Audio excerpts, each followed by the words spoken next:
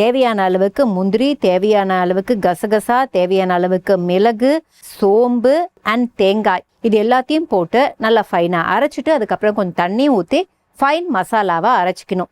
அதுக்கப்புறம் என்ன பண்ணோம் அப்படின்னா கடாயில் தேவையான அளவுக்கு எண்ணெய் விட்டு சோம்பையும் போட்டு பிரிஞ்சி இலை, பட்டை, கிராம்பு, கடற்பாசி இது எல்லாத்தையும் போட்டு நல்லா பொரிஞ்சு வரும்போது நறுக்கிய வெங்காயத்தை ஆட் பண்ணுறோம்.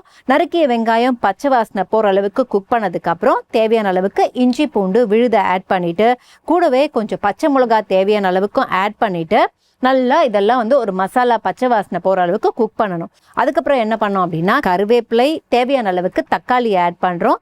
தக்காளி நல்லா மசிஞ்சதுக்கு அப்புறம் நம்ம சிக்கனை ரெடி பண்ணி வச்சிருந்தோம்ல, க்ளீன் பண்ண சிக்கன் அதை ஆட் பண்ணிட்டு மஞ்சள் தூள் அண்ட் மிளகாத்தூள், அதுக்கப்புறம் கரம் மசாலா இது எல்லாத்தையும் ஆட் பண்ணதுக்கு அப்புறம் தண்ணி ஆட் பண்ணணும். தேவையான அளவு தண்ணி ஆட் பண்ணி நல்லா சிக்கனை பச்சை வாசனை போகிற அளவுக்கு குக் பண்ண வைக்கணும்.